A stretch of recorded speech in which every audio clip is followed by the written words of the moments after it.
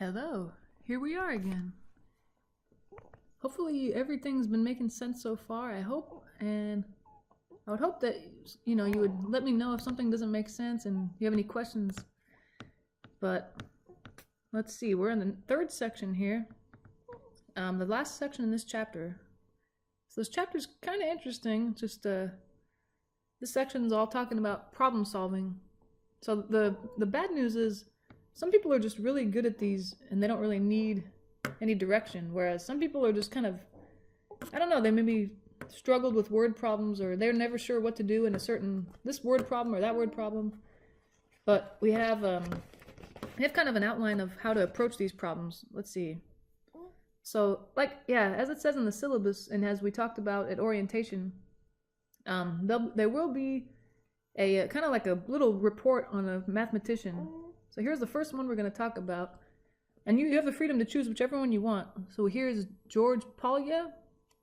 I guess he's famous for coming up with a problem-solving technique. So, you might be partial to him if you're not good at word problems. You might want to choose him as a thank you very much guy for helping me with my word problems. But he says the first thing you should do with a word problem, number one, understand the problem. Of course, that seems like a no-brainer. Before you even think about solving, you should just read the problem, make sure all the words make sense. And if you're thinking, wait, what do you mean make sense? Like, of course, it's in English, isn't it? So why wouldn't it make sense? Well, I guess if they say things like the product, we talked about that word before, of two numbers, that means multiply. Or the difference of two numbers, that means subtract. Things like that, I guess, just make sure all the words are things you're familiar with, and if you're not, you might want to look it up or ask someone about it. So let's see, then the second, and also this is important, making a note of what you're asked to find. That's pretty helpful. So because sometimes you might want to make an equation out of it, so you want to make x, or the variable, the thing that you're looking for. So that's the first thing. And then second thing, it kind of depends on the problem. You want to devise a plan to solve the problem. So one thing that you could do if you think algebra is useful in the problem, express the unknown quantity as a variable, and then come up with an equation based on the information given. I'm sure you're kind of used to that from the previous, your previous classes, Algebra 1, Algebra 2. Although some problems, like we'll see in this section, they might not require algebra. If this is the case, it's kind of tough to know what to do. It's just kind of like you either kind of a instinct about it as to what to do, or it just might kind of make sense to you. Let's see. And this is definitely helpful. If it helps, rephrase the problem in a simpler way, because sometimes they'll phrase things, and if you just turn the sentence around or use different wording, but just meaning the same thing, that really helps a lot. But then I think the first two steps are the hardest part. But once you devise a plan, then of course the next step, step 3, is to carry out that plan by either solving the equation you came up with or just following the procedure or plan that you came up with in step 2. That maybe it was, I need to divide this number by 10, or I need to add the numbers that I was given, or something like that. Just, carry out that plan. And then the last step would be, you can check your results, I guess either checking them in the equation you came up with, or if you didn't come up with an equation, just kind of ask yourself, in this problem, does my answer make sense? Like a lot of times in the problem, you can tell whether your answer is in the ballpark or not. Like, let's say we're trying to come up with the average exam score for someone. And let's say the guy got 80% on one exam, 92% on another exam, and 64% on the third exam. I mean, if you were to try to average those, and let's say you got a 50%, say, why would 50%, which is lower than all the 3 other exams, be the average of them? So you can just kind of logically tell whether the answer makes sense or not. But okay, let's just jump into it. That's the best way to do these, is just see a lot of examples and then try a lot yourself. So example 1 says, a bag of turf builder sun and shade mix grass seed covers an area of 4,000 square feet. Okay, so it sounds like one bag. I mean, I guess I shouldn't say equals. I should say covers. But I guess to make it more math sounding, say it equals 4,000 square feet of area. So I want to know how many bags are needed to cover the area of 35,000 square feet. Well, some people think they just know exactly what to do right away. But if you're kind of not in that mindset, I'm thinking, okay, well, one bag is equal to 4,000 square feet. So what's equal to 32,000 square feet? Question mark. Well, I would ask myself, well, how did I get from here to here? 4,000 square feet to 35,000 square feet. Well, I multiplied by something. Maybe we can see what we multiplied by. 4,000 times what is 35,000? Well, that's the same question as what's 4,000 divided into 35,000? Let's try that. So let's see. Basically, you're looking at what's 4 divided into 35. That would be 8. 32,000, yeah. And then let's see. So I'm going to subtract here. 3,000 left over will bring down the last 0. What's 4,000 into 30,000? That would be 7. 7 times 4,000, 28,000. There's 2,000 left over. Or sorry, I said 28,000. Oh no, it is 28,000, sorry. 2,000 left over. Since we have extra, I'm going to put 0.0. What's 4,000 into 20,000? That would be 5. There you go. Okay, so I guess you multiplied by 87.5 to get from 4,000 to 35,000. So I guess that's what we should do on this side. To get from one bag to the number of bags we need to cover this area, I'm going to multiply by 87.5. And of course, 1 times 87.5 would be 87.5 bags. Which, probably a better way to say it would be 87.5 bags, right?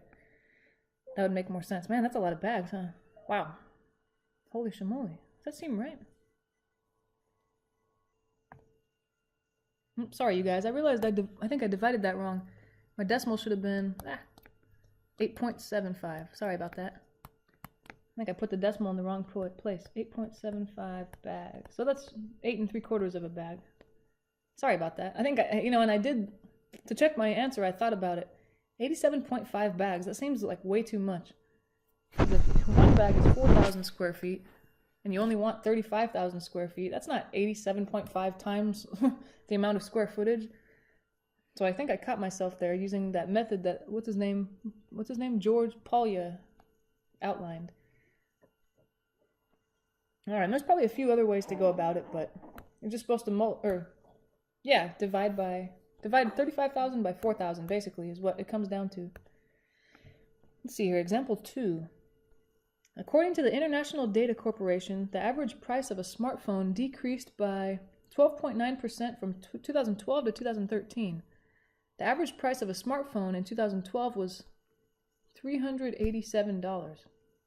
Determine the average price of a smartphone in 2013. Okay, so they said it increased, right? Not decreased? Oh no, decreased. Okay, it decreased. So I guess we want to know if you started out with $387 in 2012, you want to decrease by, and you don't have to write all this out. If you just kind of know what to do, then this is kind of silly. To what new price in 2013? Let's see, so how do I do that? Well, I guess what I could do is find 12.9% of that price of the phone, and that'll tell me how much it decreased by. It won't tell me the new price though, it'll tell me how much the price went down. So I guess if I want to know what the next, or the price is, if it went down by that much, I can subtract it from the original. Then subtract that from 387. Yeah, because if that's the original price and it decreased by whatever 12.9% of that is, well, you decrease, basically that means subtract, right? So I think that's my plan. Now I just need to carry it out. So first step is find 12.9% of 387. And as we discussed in a previous section, you move the decimal point of the percentage over to the left twice and multiply that by the number that you're trying to find the percentage of. And let's see, like I said before, why would you do that in your head if you can use a calculator, right? So I'm going to use my calculator here. 0.129 multiplied by 387. Looks like it's, well, I guess they didn't say to round, so I'm going to leave it 49.923. That's how much it decreased by. But like we said, then we don't want to know how much it decreased by. We want to know the new price, which would be the old price, 387, subtract the decreased amount, 49.9. And yeah, you know, you can round it to 92. Because who talks about money with 3 decimal places, right? Like, oh, I have 49.923 dollars in my pocket. No, it's like 92 cents is as much as you need. I don't know why I was thinking being silly. What's that equal to? I'm going to use my calculator. Don't judge me. It would be 337 point, oops, 08. All right, so that sounds about right, I guess, that the original price, excuse me, was 387, then went down to 337. That seems like it could be a 12 or 13% decrease, huh? I believe that. So I guess the logic check makes sense. All right, onward to the next one. The pie chart below depicts how many of, let's see, what's that? 274,000 people, after earning bachelor's degrees in 2014, were employed, unemployed, or continuing education. Well, that's interesting. All right, so it looks like, what do they got there? It says 16.4% were continuing. That's the blue.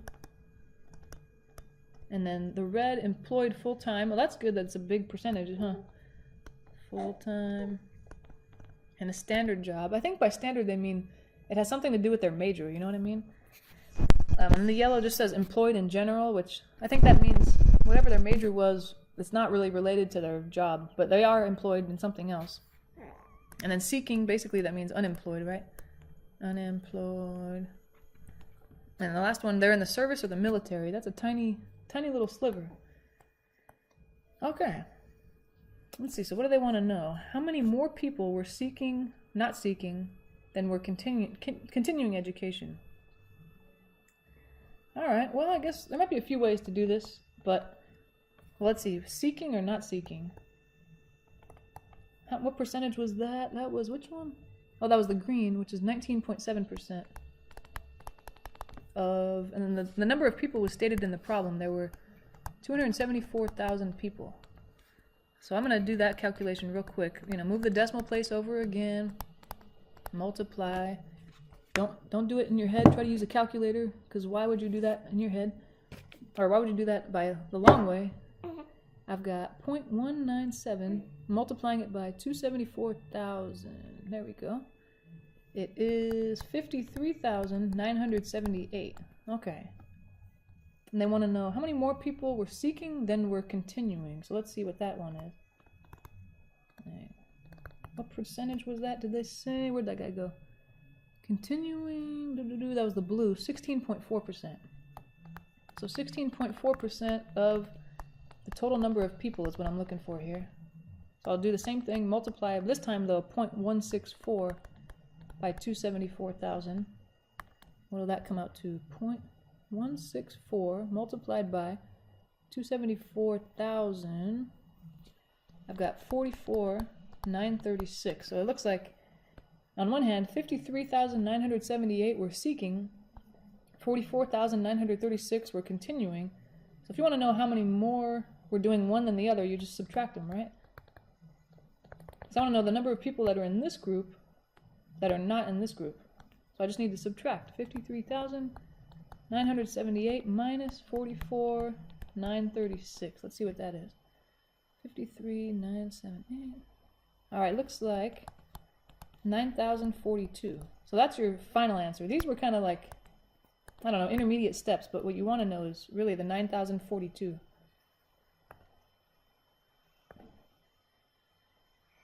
I think we're looking good here. All right, part B is probably pretty similar. What do they want to know?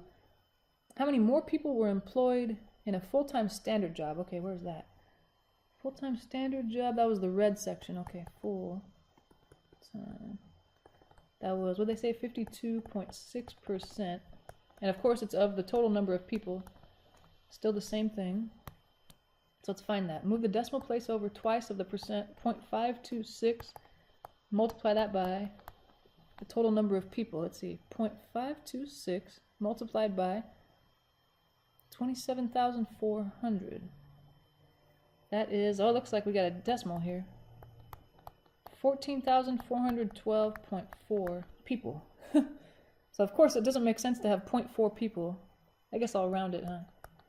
14,412. Alright, I want to know how many more people were full-time than were, what was the other? Employed in another field. Employed another field. And I think we kind of talked about that. Which one was that again? The yellow area. Which one? It's 9.5%. So we want to know what's 9.5% of that total again. Which would be, okay, this time if you move the decimal over twice, you're actually going to have to put a 0 there. 0.095 multiplied by the total number of people. Let's see. 0.095, oops, 0.095 multiplied by 274,000. It's 26,030. Oh wait, is that right? Oh, and oh my gosh, I'm such a silly person. I just realized that this decimal was in the wrong place, huh? The comma was in the wrong place. This is a whole number right here. Let me find my eraser here. No wonder. I was thinking, how can you have 0.4 person? It's because there was no decimal. It's 144,124. Sorry. Hello. Sorry if that threw you off. But the same as part A, we're going to now subtract. So we have 144,124, and we're subtracting 26,030. And that'll be the number of people, or the number more that were full-time rather than employed in another field. So what is it? 144, 124, subtract 26,030. Alright, looks like 118,094. Alright. Alright, I think that one wasn't so bad, huh? Imagine, you know, as long as you know how to find a percent of a number, then that problem wasn't too bad, hopefully. And hopefully if it wasn't, you weren't sure how to do it at first, at least, hopefully it makes sense now. If not, please let me know. Let's see, now what? We're having a good time here. We might as well move on to the next one. Shoot, we're all here. We're all having a good time. Example 4. Let's see. The balance in Gabriella's checking account is $349.72. She purchased 4 video games at $32.39 each. That's very specific. Including tax. Oh, okay. Including tax. If she pays by check, what is the new balance in her checking account?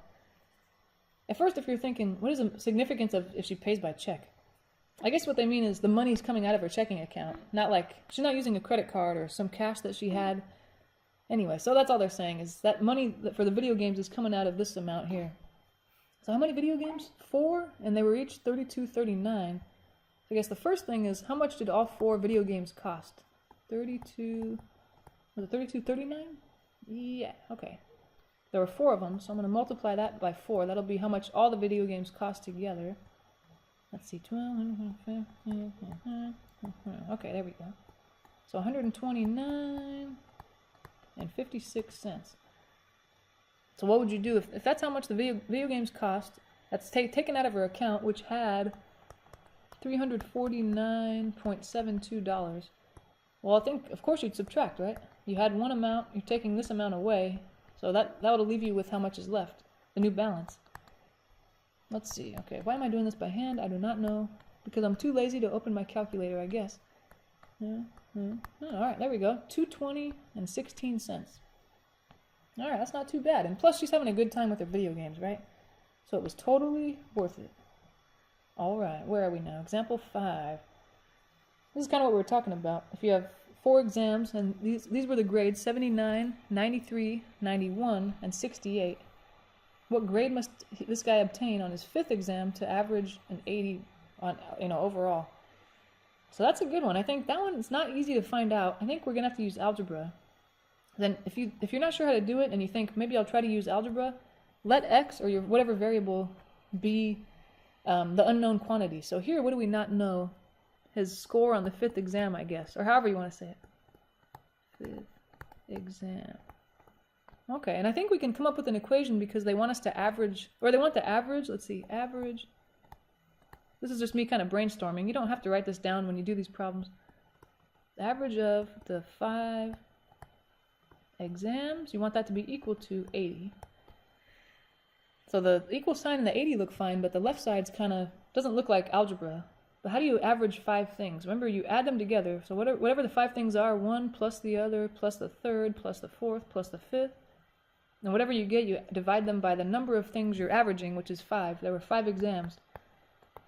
So let me see. What were the exam scores? 79, 93, 91, 68. And the fifth one we don't know. We're calling it x, right?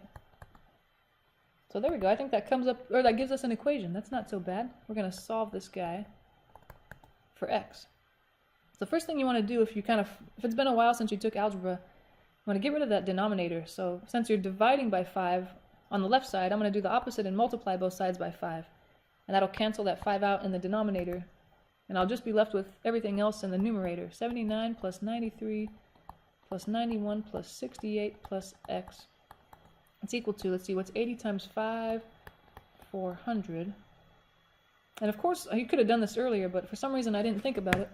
I could definitely add up all those 4 numbers that are on the left side of this equation. And again, I'm too lazy, so I'm going to add it with my calculator. 79 plus, 79 plus 93 plus 91 plus 68. Looks like 331. And then of course there's x. Alright, and I think I could solve this, right? I just need to subtract the 331 to the other side. There we go. And it looks like x is all solved for once I subtract that guy. We're getting there. 69. Does that sound right? So if you take the 4 exam scores you had earlier, which was, okay, a high C, 2 low A's, and a D, you could add another D. I could see that averaging out to an 80, right? Huh. Yeah. Okay, that makes sense. But like if this was, I don't know, 100%, that seems a little too high. Or if it was 52%, that seems really low. I don't think your average would be, so you can kind of tell, I guess, if it sounds about right or not. Sometimes. Okay, let's see. What do we got here? Example 6. A plane flying at an altitude of 15,000 feet where the temperature is -6 degrees. Ooh, I feel like I should write that down. 15,000 feet. I know it's not equal to, but I'm thinking they're related to each other. -6 degrees Fahrenheit. Alright. The nearby airport has an altitude of 3,000 feet. Okay. It's reporting precipitation. If the temperature increases 2.4 degrees for every 1,000-foot decrease, will the precipitation at the airport be rain or snow, assuming that rain changes to snow at 32 degrees Fahrenheit? So I guess what you want to know is, does this temperature, once you find this temperature, how cold or hot is it at 3,000 feet? Is it less than or greater than 32 degrees Fahrenheit? So we'll figure that out and then compare to 32 degrees Fahrenheit. Let's see. But how do we find that number? Well, it says, what does it say? That the temperature increases for 2.4 degrees for every 1,000-foot decrease. So I think I just got to figure out, well, from 15,000 to 3,000, what kind of altitude decrease was that? That's a difference of 12,000 feet. All right, and they said the temperature increases 2.4 degrees for every 1,000 foot. Okay, so I guess if 1,000 feet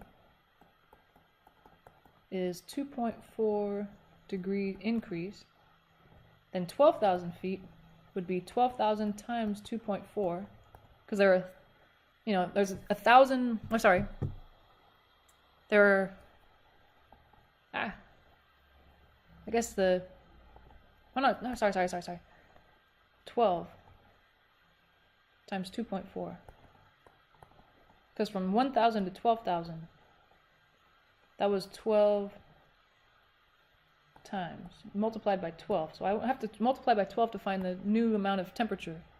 What's 12 times 2.4? We got 28.4. Or sorry, 28.8. Okay, so that's how much the temperature increased. From the 15,000 feet to the 3,000 feet. So I'm going to add 28.8 degrees to that. That'll be the temperature increase. What's that guy? Plus -6. That's 22.8 degrees Fahrenheit. So it sounds like at 3,000 feet, the temperature is 22.8, and what did it say? Rain will change to snow at 32 degrees Fahrenheit. So I think because this temperature is less than that, it's even colder, so of course it's going to change to snow. 22.8 degrees Fahrenheit is less than 32 degrees Fahrenheit. That's basically the snow threshold. When rain becomes snow, it is snowing at the 3,000 foot altitude. So I think that problem's actually pretty tough. If you thought it was easy, then you're pretty lucky that you just kind of got the instinct as to know what to do. Some people have a hard time, so take your time with these problems. Watch I don't know, YouTube videos if you have to. Watch these over and over. But I promise, the more problems you watch done by someone else and the more you attempt yourself, the better you get. I seriously was bad at word problems when I was a student, but the more times I tried them, the better I got. And then I thought, maybe I'll major in math, like a crazy person, right? What was I thinking? Crazy person. Let's see. All right, let's try example 7. A faucet leaks 1 ounce of water per minute. How many gallons are wasted in a year? Ooh, we gotta think about that. I think it helps to do this equality thing. 1 ounce is wasted in 1 minute. Okay, and they want to know how many gallons. So I think we're gonna have to convert ounces to gallons. That kind of thing, and then in a year. Okay, so minutes to years. Let's see, and since I guess the number of gallons is what we don't know, but I do know how to get from minutes to years. 1 ounce in 1 minute. Let's see. How do I get from minutes to years? Well, 1 minute time. Sorry. Maybe I should say, how many gallons are wasted in 1 year? So they're giving us that we want to talk about 1 year. But we don't know how to tell how many ounces or gallons are wasted in a year. All we know about is how to tell in minutes. So I think I need to see how many minutes are in 1 year. Well, 1 year is 365 days. I'm getting closer to minutes. What's a smaller unit than days? Hours? 24 hours. This is where I wish I could round like in the previous sections, right? Well, let's see. I'm not supposed to round. I would like to, but I can't. 365 times 24. That's 8,760. And now we're in hours. But we want to get down to minutes. So I'm going to multiply by 60 since there are 60 minutes in an hour. There we go. So we got 525,600. Now we're in minutes. Okay. So that's how many minutes. And then also, I guess because, these two are equal here. The ones they gave us, 1 ounce for 1 minute. So that means if you get 525,600 minutes, that's the same number of ounces of water. So 525,600 ounces of water. Again, yeah, because they're equivalent. 1 ounce for 1 minute, that would mean 10 ounces for 10 minutes, 15,000 ounces for 15,000 minutes, however many you want to come up with. So this would be a good answer. The answer we just came up with, this is how many ounces of water you're wasting. I'm sorry, that are leaking. But they want to know what that is in gallons. So I got to figure out how many ounces are in a gallon. Let's see, and I don't know, if you don't know that, that's okay to look it up, don't feel bad. I guess, if this was on an exam, I would definitely put on the exam, well, this is how many ounces are in a gallon. So don't feel bad if you have to go off and Google ounces in a gallon, because that's what I'm about to do too. Looks like there are 128 ounces in a gallon. So all I have to do is divide this guy, because that's how many ounces. I want to see how many gallons can go into that. 525,600 divided by 128. Let's see, what would that be?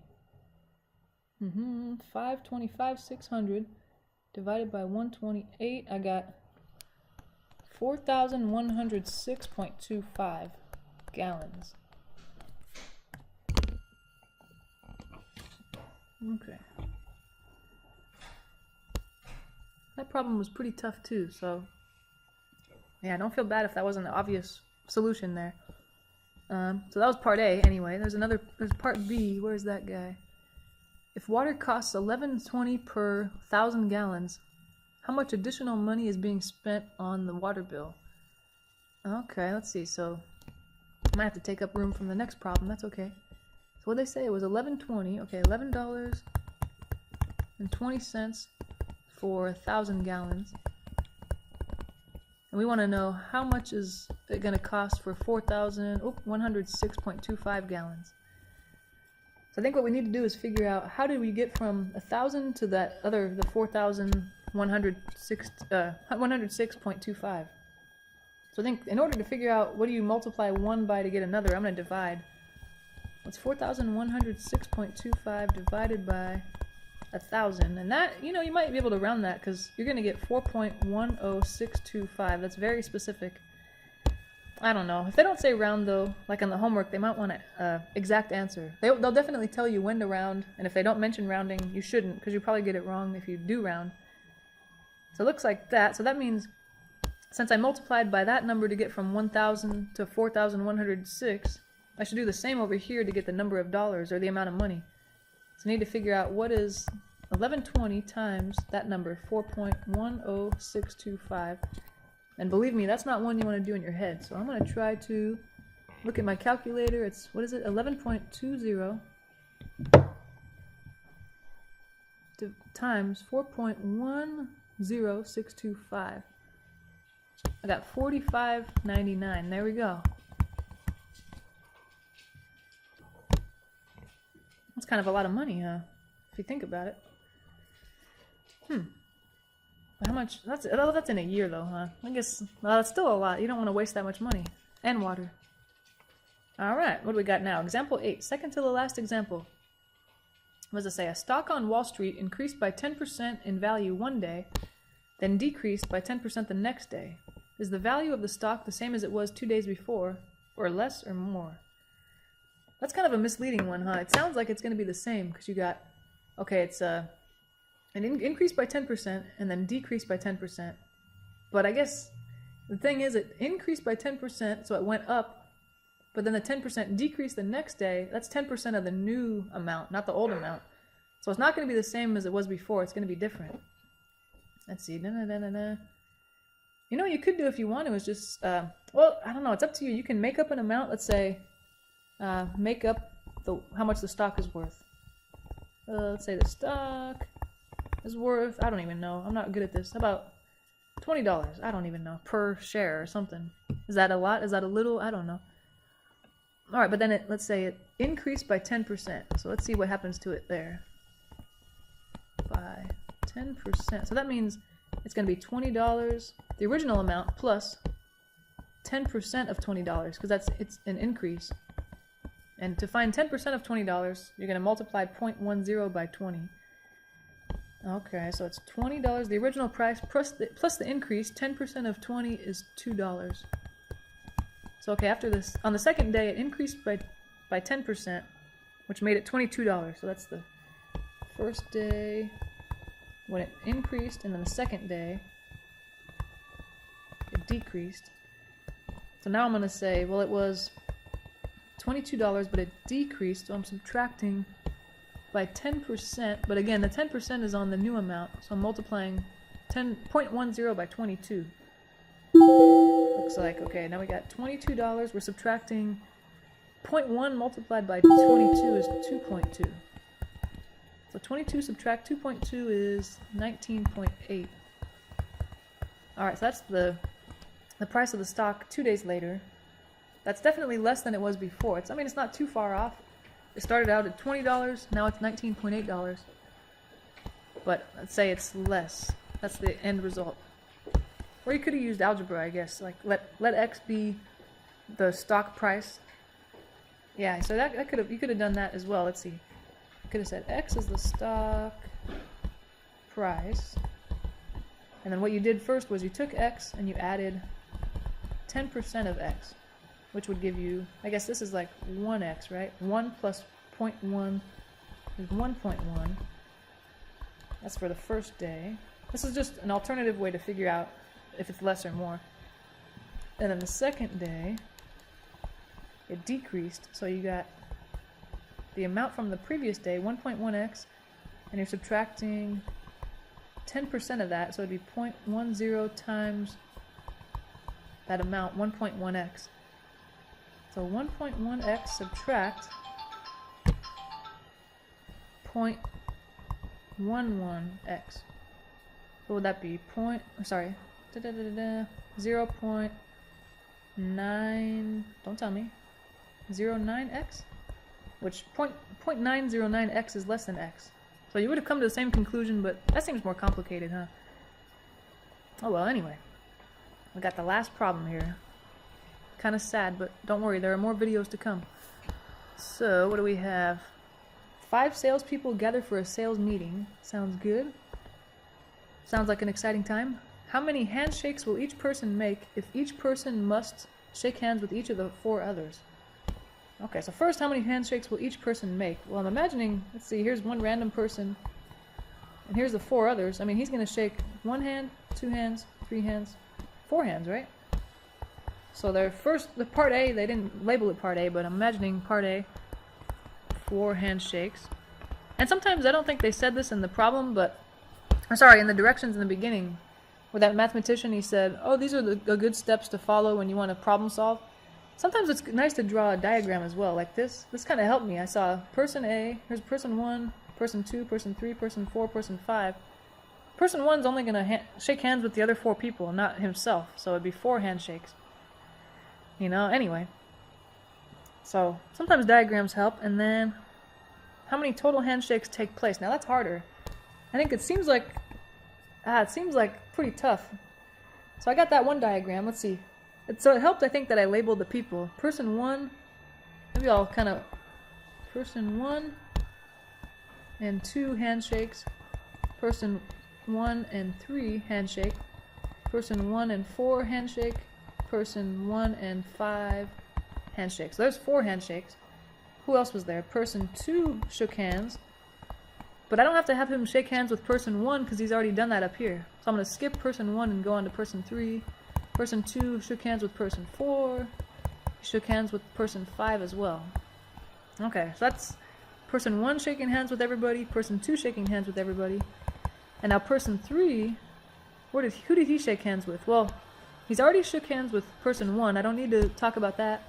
He's already shaken hands with person 2, and he's not going to shake hands with himself. So he's going to shake hands with maybe person 4 and person 5. And now person 4, he's already been mentioned all the times, but maybe there's one more person. Okay, so how many is that total? 4 here, 3 here, 2 here, and 1 here. 4, 5, 6, 7, 8, 9, 10. 10 total.